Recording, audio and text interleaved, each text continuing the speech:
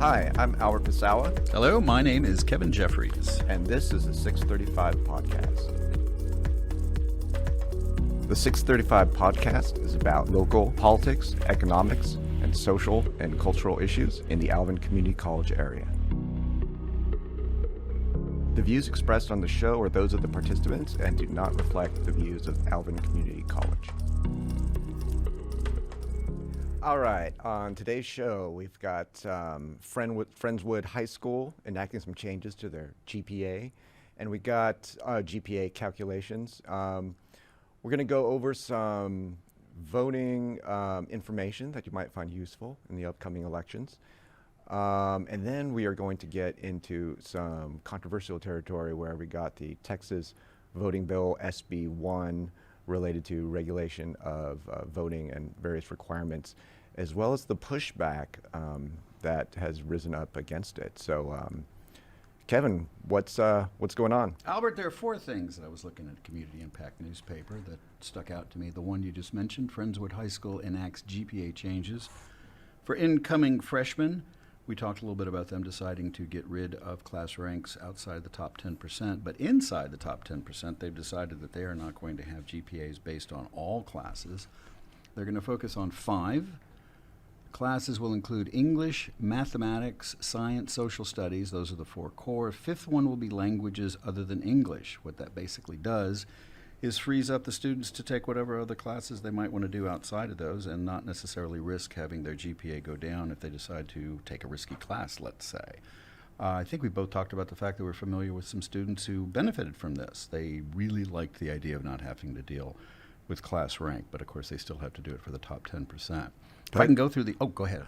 So this, now they're narrowing it down to their GPA is only going to be calculated based on these 5 classes. Now, did you say that's for the people within the top 10%? Or that is going to be. Now, apparently they're starting this coming year, so incoming freshmen, and they're saying that's going to be the class of 2026.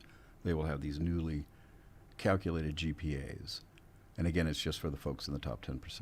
That's sort of weird, like somebody is outside the top 10%. I mean, I guess we'll go into the mechanics of this in a bit, but someone's outside the top 10 and then their GPA is calculated a certain way, and then they don't have their GPA calculated.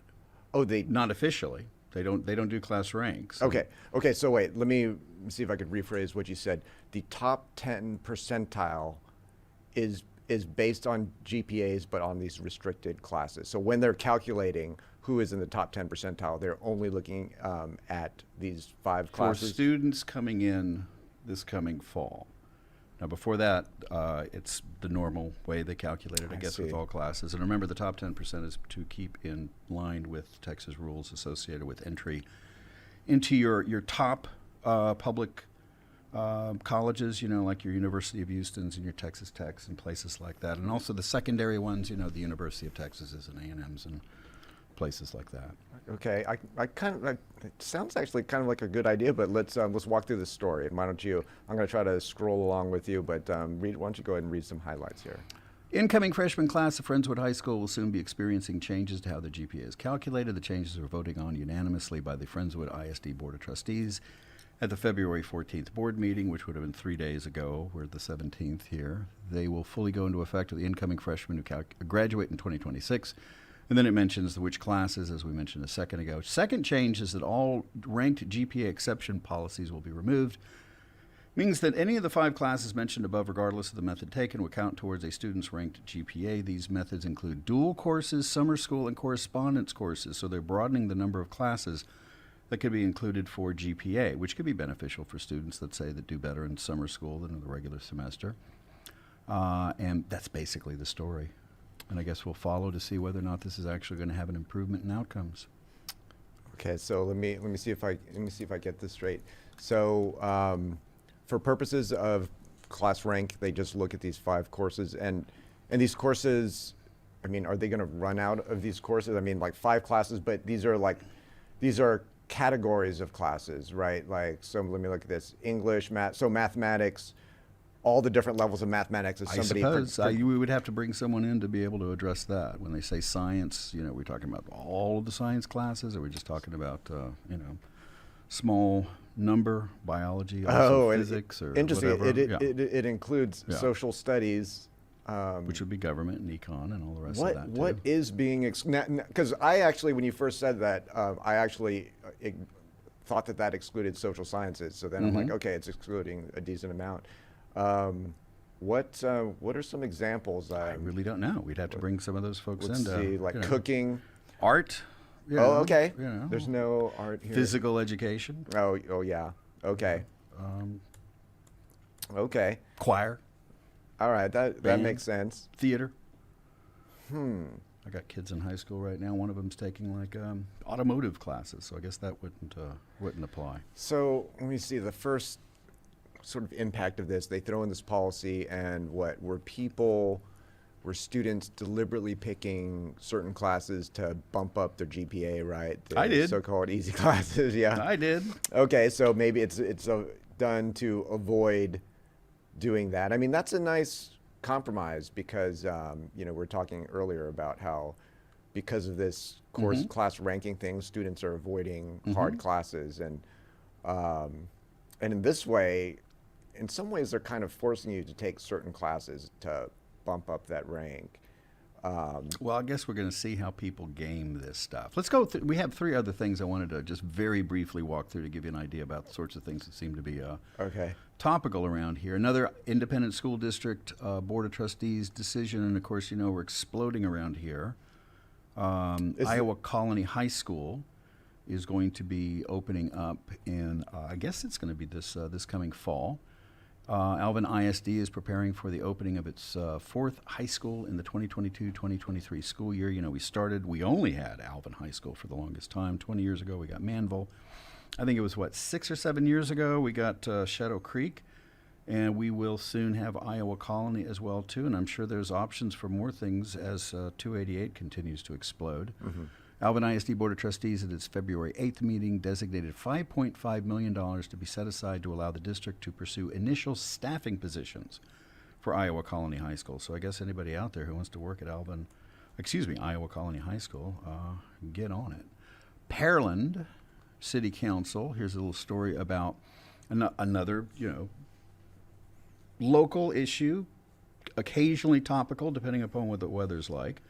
Pearland City Council moves away from stormwater utility fee, looks towards future bond program, because one of the ongoing issues is how we're going to adjust our infrastructure around here to deal with the occasional floods, more than occasional floods. And there's some interesting stuff we could get in sometime in the near future, having to do with the Houston-Galveston Area Council and how it's distributing money meant for drainage issues, and Houston is not getting the amount that apparently they were expecting, and so we can get into that controversy later on. But here gets into funding issues.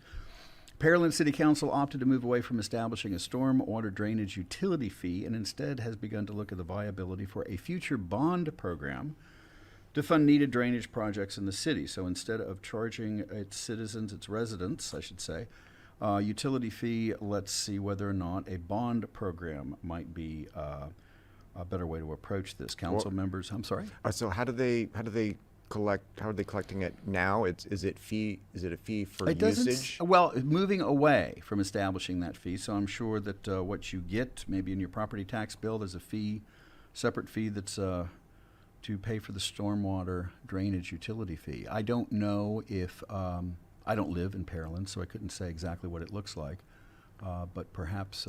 And a bond just means they're borrowing money. Yeah. Well, you're floating the bond out there, and if you have enough individuals that are interested in supporting that, then that's basically an IOU that's floated out in the market, and people can purchase that as a way to park their money for a period of time. I saw not too long ago, you suddenly made me think about this, I think it was on YouTube or something. It was like these little advertisements where they're trying to persuade individuals to purchase municipal bonds as an investment strategy. I thought that was sort of interesting. But that's effectively what this is. Let me read a couple more little things right here. Council members of the regular meeting opted to take no action on a resolution that would have called for the stormwater utility fee to go to voters in May 1st if it had passed. Now, maybe there's no, again, my unfamiliarity with this, I apologize for that. Maybe there is no specific fee for that at the moment, meaning it's a problem that is not solved or being dealt with right now because you don't have the separate revenue source to do it, or at least do it successfully. Pearland City Attorney Darren Coker, C-O-K-E-R, Said the 14th was the final day for council to call on a May election on the item because we have local elections coming up in May, of course. I think we're getting to a better place and we're trying to address the problem. Nothing's going to be perfect, but we're evolving to get to a better place. Pearland City Council's decision to move away from the stormwater utility fee ends a long saga that dates back to June 2021 when council first voted to send to the voters fee to voters in May 2022. Through pushback from citizens, Pearland Chamber of Commerce, businesses, school districts, even churches, council members opted to look at alternatives. So nobody really wants the fee, so now they're looking at the selling a bond in order to deal with this sort of thing. Okay, and then now that bond, so how does that work? They're going to get a big chunk of money up front. If people purchase it, and generally people tend to. I mean, it goes through, when it's approved, I remember there was a little bit of this that I was following because, of course, it was very pertinent for us here at ACC about 15 years ago. And it was like a $15 million bond that was approved by the voters in the district to build the science building. And then after that, you go through this process of getting your bond ratings, and bond companies are going to come in and try to figure out, what is the interest rate that your institution is going to get based on your, what's the word I'm looking for? Your economic situation. Are you A, double A, triple A, or less? Your credit risk, basically. Exactly.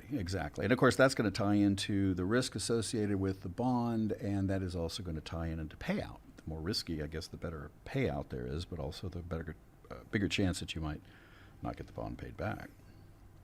Yeah, I just wonder what is the motive? Like, what is this supposed to solve? Is it? Well, you don't have a fee. Voters aren't going to have to deal with a fee. Well, somebody is going to have to pay. I mean, the bond, they issue a bond, and that's them borrowing money, and then somebody's going to have to pay it back. That's Usually very true. Taxes. That's very true. Now, when it comes to school bonds, these are tuition revenue bonds, I believe is what they're called. And so what that means is there's a certain use is going to allow for the bond to be paid by whatever is being built. Like with ACC, when we did it here, that meant that you had tuition that was rolling in and things like that. And then you have others that would simply have to be paid off, let's say, by the city. And the idea would be that because of the, presumably if you're going to do this stormwater, infrastructure projects and whatnot, you're not going to have to spend money dealing with cleanup after the occasional flood, that happens every, 6 months or every year or so. And so with that extra savings, I guess the idea is that then the governmental unit at issue, in this case the city of Pearland, would be in a better position to be able to pay it off. So ideally, you would argue that it paid for itself. But we could look at some specifics related to that later on. Okay. A little bit on this last one if you want, and this is just, again, we talked about transportation, the fact that, we're such a fast-growing area, and of course we saw the expansion of 288, which featured turning in, I don't know, what was it, 150-foot wide green space between the two lanes of 288, filled in with, of course, a toll road. And now questions are being raised about, how much are you going to be charging? And so there's a rate increase. Drivers utilizing the Brazoria County portion of the 288 toll road, Brazoria County Expressway, saw the first rate increase in the 13 months of the toll's existence. Brazoria County Toll Road Authority, there's another special purpose governing district, on January 10th raised the rates of the two gantries, where drivers are charged for using the express lanes to a total of $2.65, heading north or southbound, charging $1 at the County Road 58 gantry. I didn't know they were called gantries. Learn something every day. And $1.65 at the McCart. I guess that's the entrance. So you just pay at the entrance, and then you could just drive as long as it goes? It's all Easy Pass, or it reads it, so you don't, there are no toll road. Toll operators. But does it, does the cost, online? You get charged. You have your credit card there. You get charged, but do you get charged for it? Like there's the toll road, what is that? What's the big toll road that goes around Houston? Beltway? The Beltway. Yeah. Like you hop on it, mm-hmm. and then every time you pass a certain marker, it adds on to a cost. So is there the same idea here, or is there just one marker that you get charged, and that's it? I don't get on the toll road, so I couldn't tell you for sure. I'm pretty sure that it's like occasionally, it charges you depending upon how long your trip happens to be. That's so amazing. There's so many toll roads, and it makes it so here. Easy to pay too. So you don't even know it until you get your credit card statement. And even then, if you don't look at actually how that breaks down, you have no idea what the toll cost you. Now, tying this into recent controversy, there was a period of time where it seemed like everything was going to be turned into a toll road. I think it was around 15 years ago or something. It's the libertarian dream, right? Like, that's ideologically pure. It's that, well, let's let the people who use the roads pay for the roads. Yeah, I mean, that's huge, seeing how many toll roads around here. In California, there was one that I would occasionally use, but there didn't seem to be There were as no dependent. toll roads around here until you saw a few in Houston. The only one that I remember in Texas was between Dallas and Fort Worth, and then suddenly around 15 or 20 years ago they started picking up. But there was a big pushback against it. Controversy associated with some of the things Rick Perry was trying to do in terms of getting different companies to run these things, selling off the management of the toll road to private enterprise. Yeah, I mean, as long as the toll road's going parallel with another public highway, and then what you gain is a little more speed or something. Taking the Beltway, I knew I always had an option of taking that other road, which wasn't that bad. A little bit slower, so if I was late, then maybe I would pay the fee. But I mean, as long as there's another option. If somebody's willing to pay the money, that means they get out of my way. Yeah. If I'm in the regular. In economics, that's called positive externality. There you go. They're benefiting. There you go. Do you want to talk elections right now? All right. So what do we got in terms of elections? I'm looking at just nuts and bolts stuff right here. And, of course, the election's coming up pretty soon. I told you I'm actually going to be working the primary election up in Harris County. I went through some training recently. Found out all the different ways I can end up going to prison doing this and that. being in an election. It's like every other thing is, this misdemeanor, felony, or whatever. We'll talk about that a little bit later on. It wonders why. Before you vote, you want to watch this video? Exactly. Check it out. Look into it. I don't want to. I don't want to be the roommate of some guy. You're being trained, right? You're going through training. Well, I did this last Sunday. It was like 4 hours. Precinct number 2 up in Harris County, which is towards the east, and so. There's like processing poll workers and also some of the mechanics of it as well too. And of course, there's the latest round of voting, electronic voting is out there. The latest machines, and so we kind of got trained on that. They try to make it idiot-proof, but I don't think they've met me, so I'm not quite sure what. So what exactly is your job title there? Like what? I'm going to be an alternate judge. So you have a presiding judge, an election judge, and I've done that before for general elections. This is actually going to be my first primary to work. The alternate judge is the person who generally what you do in the general election, you have somebody from either political party, and so you can kind of keep eyes on each other. And it's usually almost always a very chill kind of event. But this will be the first time just working within a primary. So. But anyway, if you're interested in finding out what's going on, what we have loaded up for you right here, Brazoria County Clerk, and I think if you just click on that, it will take you to an elections page that has a variety of different things here, resources. Current election information, it's all about the primary coming up on March the 1st, and so they've got the voting schedule. We actually have early voting going on right now. And you can vote anywhere in the county for early voting. I know in Alvin, the library downtown on Gordon is where you would go here. You also have measures of turnout. If we click on this right now, I'm doing that.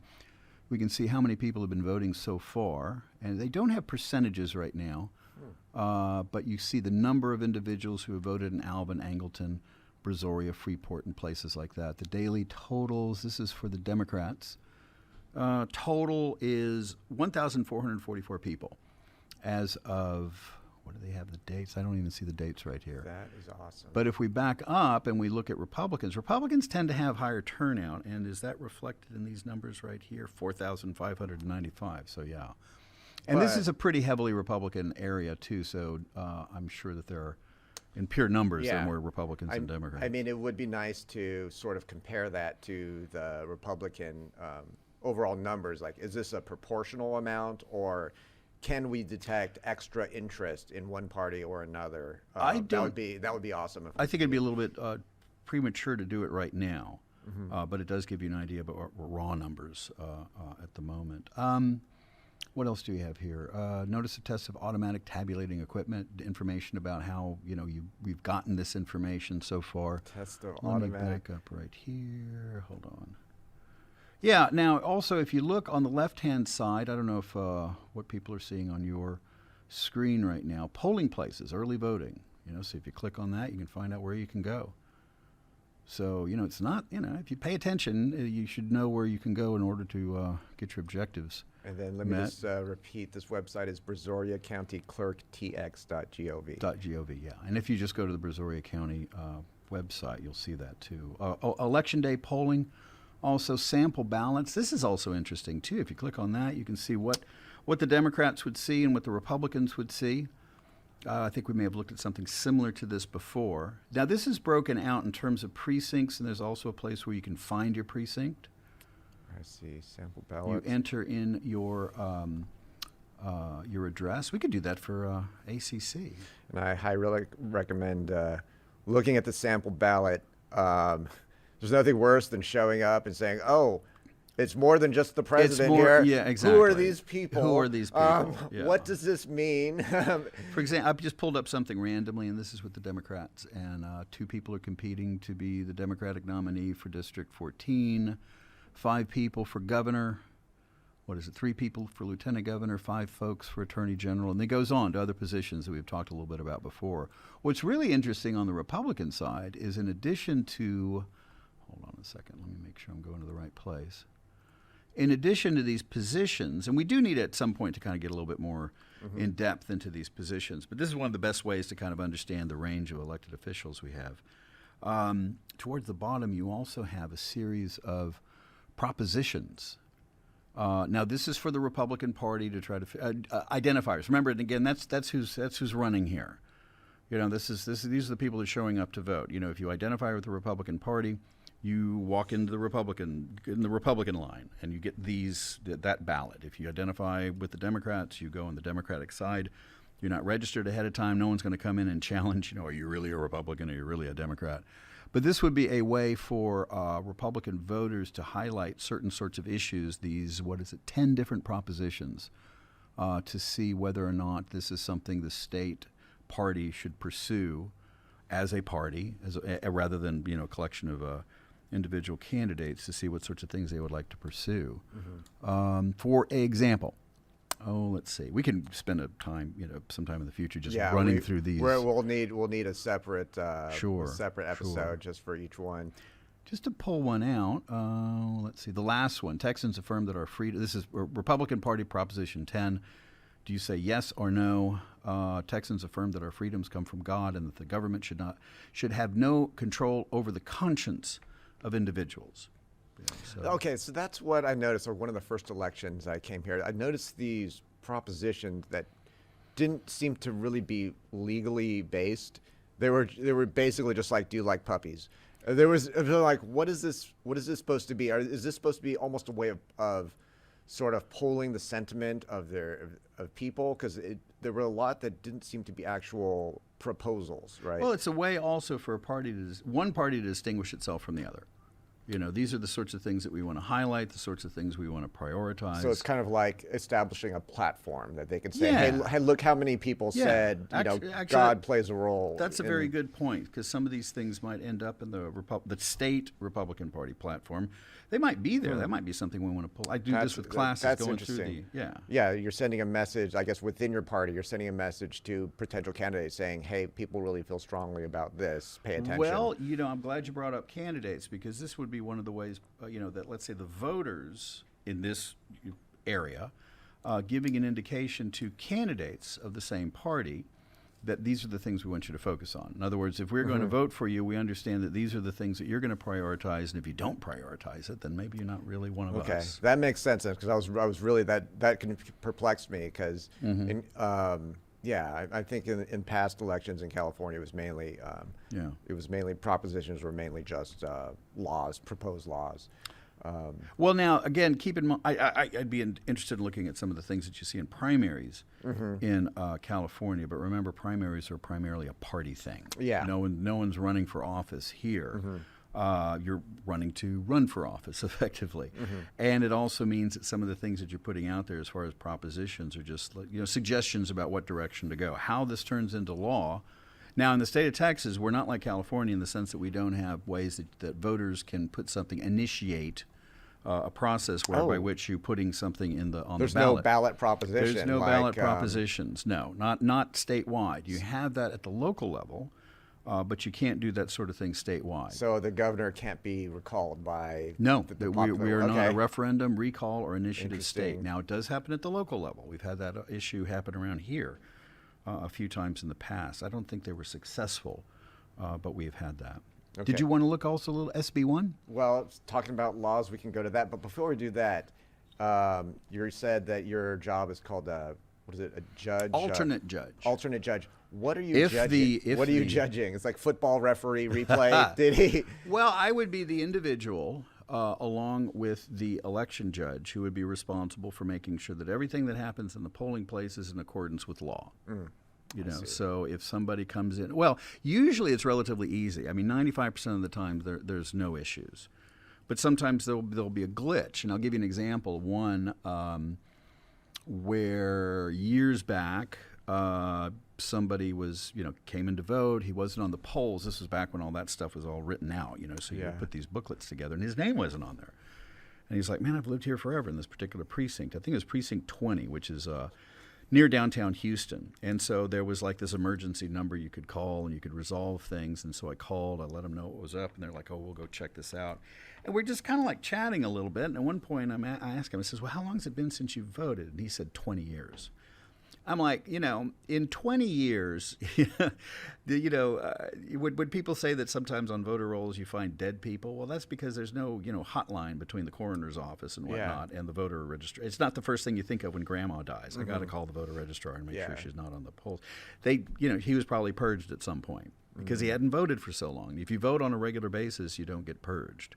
So that's the sort of thing that you deal with. Another thing is sort of like, and one of the reasons I like to get into some of the reality of some of the stuff here, the brass tack stuff. I mean, the first election I ever worked was actually at the campus, the central campus at San Jacinto College. And so a guy came in, and so he voted, but he was really ticked off afterwards. And he's coming in, and he says, Mike, there's something wrong with my ballot.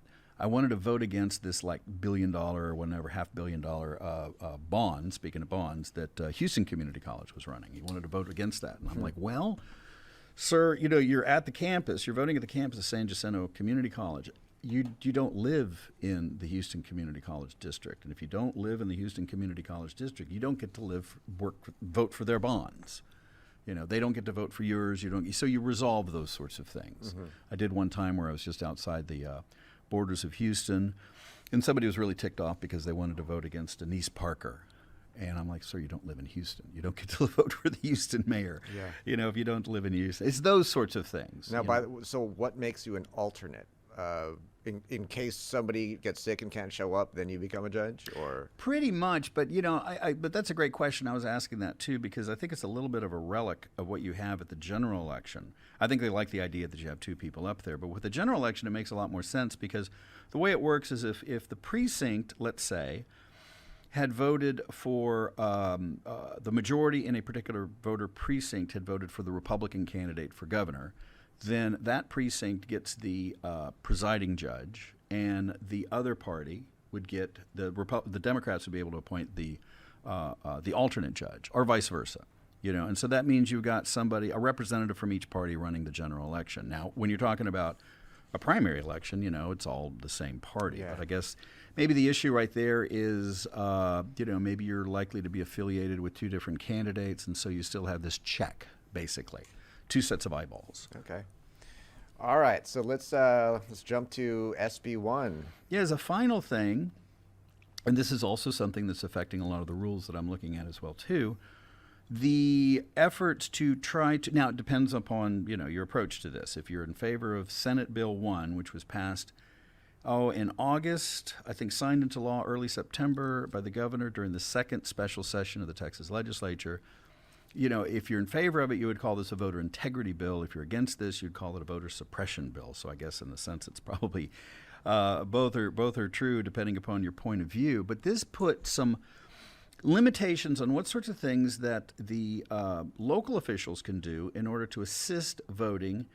Let's say on the unlikely event that we have something like a pandemic, which of course is what happened in 2022. And it particularly focused on the efforts of places like Harris County, the elections officials there, Travis County, places like that, to make it easier for individuals to vote, even though we were very worried about, space and masks and all the rest of this stuff too. And we're looking at an article, this is from August, from Texas Tribune, that kind of outlined this. And the specific changes would include bans on drive-through voting, which Harris County initiated. New regulations for early voting hours, including the ban on 24-hour voting. Ban on the distribution of mail-in ballot applications. New ID requirements for voting by mail. A correction process for mail-in voting. Enhancing poll watcher protections, kind of encouraging more people to be poll watchers. Establishing monthly citizenship checks and creating new rules for voter assistance. And so this particular story gets a little bit more into some of the specifics here. But what the interesting thing right now is pushback against these. I mentioned, I think when we talked earlier, you have some redistricting that's happened recently because we had to. And there are already some issues that are being raised that won't impact this election, but probably will impact 2024, having to do with whether or not the state of Texas is engaged in racial gerrymandering, meaning challenges, obviously. But in this case, Texas Tribune also had a couple of stories which dealt with specific challenges to some of these restrictions. And I don't know if there's also challenges underway with some of the other restrictions as well. I was just about to ask about this whole drive-through voting and ban on drive-through. The first thought that went through my mind is there's drive-through liquor stores, so why not drive-through? Why not drive-through voting? Right. Yeah. But and so I'm not sure what the concern is on drive-through voting. But we open up the next story about the Texans with disabilities fear new restrictions on voting. I mean, bam, that's it right there. Well, right? and to get to your point too, there's this assumption that. Well, for the last few years, professional political types will tell you that, we're kind of not in a situation right now where you can convince people how to vote. You've kind of got it locked in. I'm voting in this direction. I'm voting in that direction or whatever. You're not going to help me change. You're not going to force me to change my mind. So the way you impact elections is by making it either easier or more difficult for certain populations to vote. And so that's kind of what's going on right here. That's the game right now. Yeah. It's not convincing individuals. It's mobilizing the individuals who are already going to vote for you, or make it a little bit more difficult for the other side to be able to vote. That's it. Now, in terms of this pushback, though, and this is just very recent, Texas Tribune, this is a story from yesterday, February 16th. Texans with disabilities fear new restrictions on voting help could mean criminal charges at the polls. So what it gets into are some limitations in terms of what someone who's assisting a disabled voter from voting, what you can and can't do. Physical assistance is more problematic, but again, what if the person can't move at all? Let's read a little bit through this. Oh, it's a personal story right here. A woman needs an aide around the clock to help her with her meals and other daily household tasks. Her personal attendant of 3 years lives with her in Austin. She would also like her attendant to be able to help her cast a ballot in the primaries. She has spinal muscular atrophy, a progressive neuromuscular disorder that makes it difficult for her to reach the touchscreen at the polling booth. She also uses a wheelchair that limits her mobility around polling places. Now, there are things, I don't know to what degree this would help her because I don't know the particular situation, but part of what we're supposed to be in charge of if you're running the election is that there are things that you can use. Like, I guess if you lack that mobility, there's like these little things you can blow into, blow and suck, in order to move something on a screen. So whether this is a real issue, I'm not really sure. I don't know the specifics. Do we know if SB1 addresses any of those? Well, it makes it. This is the issue. It makes it more difficult. Like around here, it says what it say. Oh, let's see. There limits. Creating new rules for voter assistance. That's what this deals with. The bill would establish new requirements. I'm going back to that original story about the SB1 itself. New requirements and possible criminal penalties for those who assist voters who help filling out their ballots, including voters with disabilities. Now, again, this is and remember, this is an American with Disabilities Act issue too. There's a national law saying these people have to be assisted. But now we have a state law that says, you could be, it could be it's a crime, it's a felony if someone assists you in this particular way. There seems to be a conflict between two different types of laws. Okay. Going a little bit further here. Even though Crowther, the woman at issue here, says she trusts her attendants to respect her voter privacy, Texans with disability and attendants who get compensation for assisting a voter could face criminal penalties under new voting legislation. We don't want to jeopardize our attendance, but we want to be able to vote. We need our attendants' help, so we're in a catch-22, she said. It's a bigger swath of the voting population that will be scared off, and what will happen is that people will not vote. And again, depending upon who you listen to, some people might say that, well, that's the point, trying to make sure that certain people don't. But there appears to be a pushback in terms of this, because the argument would be that the state of Texas is undermining the integrity of the Americans with Disabilities Act by putting these limitations in place. Okay. That sounds like a real challenge. And the other one, too, having to do with the mail-in voting. Now, again, getting back to the original story, new ID requirements, voting by mail. Oh, where is this? A ban on the distribution of mail-in ballots.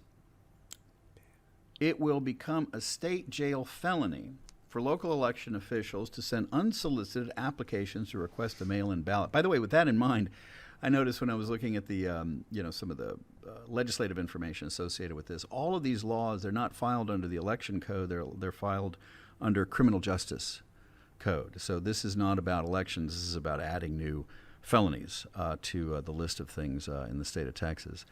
That same punishment applies to officials who approve the use of public funds to facilitate the unsolicited distribution of applications by third parties, which would keep counties from providing applications to local groups helping get out the vote. This is one of the things you used to do. Political parties would still be able to send out unsolicited applications on their own dime. Now, here's the constitutional issue. So you already have a pushback and a lawsuit that has already gone through one process, I guess it was last Friday. A new Texas law that keeps local election officials from encouraging voters to request mail-in ballots likely violates the First Amendment, a federal judge ruled late Friday. Following a 3-hour hearing, federal district judge Javier Rodriguez temporarily blocked the state from enforcing the rule against Harris County's election administrator until the rest of the lawsuit plays out. In other words, there's this thing called an injunction that's put in place, meaning you can't enforce this law until we figure out overall what the status of the law happens to be. But this sort of plays, or reveals that this particular judge's hunch seems to be that it's likely unconstitutional because you're effectively telling elections officials what they can't talk about. Although the scope of Rodriguez's preliminary injunction is limited, the judge dealt the first legal blow to new elections restrictions and voting changes Republican lawmakers enacted last year. The injunction applies to Texas Attorney General Ken Paxton and local county prosecutors in Harris, Travis, and Williamson County, which is interesting because it basically suggests here that what the state of Texas has done is basically put one part of the county government against another part. Local county officials, local county prosecutors can investigate what's happening over in the elections section and determine whether or not they're violating state law. State is expected to quickly appeal the ruling. The lawsuit was brought by Harris County Election Administrator Isabel Longoria and Kathy Morgan, a volunteer deputy registrar who was appointed to help register voters in Travis and Williamson County. And then it continues. Rodriguez took particular issue with the lack of a clear definition for what constitutes soliciting when talking to voters, even those 65 and older who automatically qualify to vote by mail under the state's rules. This was also raised in the last story as well. Do we have any clarity? What are you talking about here? All right, if you're going to tell me that what I'm doing is potentially illegal, I'd like some clarity in terms of what is legal and what's not. Yeah, otherwise people play safe and then just kind of avoid the... Yeah, where's that line? How do I know I've crossed it? It has a chilling effect, Rodriguez said while questioning a state attorney Friday morning. They don't know when we're going to run afoul of this law. Now, process right now, let's say that it continues and let's say that the judge here says, okay, this thing's unconstitutional. This is just a district court. So this is the decision by the guy at the trial level on the federal level, the trial at the federal level. After this, it's appealed to the Fifth Circuit Court of Appeals, and whatever the Fifth Circuit Court of Appeals decides can go to the United States Supreme Court. And you have a different sort of composition in the Fifth Circuit Court of Appeals of the United States Supreme Court. So just because this trial court is saying that, let's say the trial judge here, the district court judge says this is unconstitutional, doesn't necessarily mean that the United States Supreme Court is going to agree. Okay, so basically the current standing now is that this law ban on encouraging people to apply vote for by mail, mail-in ballots. that yeah. has been, there's an injunction against that. Yes, So now yes. they have to challenge it up to the next level, court level. Injunction until he comes up with his actual decision. I would imagine this is going to be Okay. fast-tracked. Okay, you know, so and- we're going to find out what that ruling is. Exactly. Okay. I wouldn't be too surprised if it's pretty soon. This was a story from last Friday, so I don't know. Let me Yeah. just look right now and see if anything's come out. Yeah. This is what's cool about doing things online also. We'll do this in class sometimes, and we're like, well, let's see. Oh, there it is. There's the answer. It just happened. That reminds me, maybe, I wonder if we could do a live stream of your class where your students just ask you random questions. That would be funny. You know what? I do this thing because I have weekly written assignments, and sometimes every a particular week I'll say, "Ask me a stupid question," because you know how you got those questions like, "I'm not going to ask this question because everybody knows this," but it turns out nobody does, and I just kind of like free them up. Now it's written, so they don't have to look like act like pretend they're being foolish or whatnot. But sometimes I'll address those in class, so that might be fun. Sure. All right. Sounds good. So we got a lot to watch as these primaries come, and I'm sure more lawsuits and potential challenges will be coming up. One thing I'll focus on too, I noticed with we can do this next time we meet, the community interest impact news, they have focuses on the races between Democratic candidates and between Republican candidates for some of these positions. So maybe next time we talk, we can talk about some of that stuff. All right. Until then, this is a 635 podcast, and we are out. Talk to you guys later.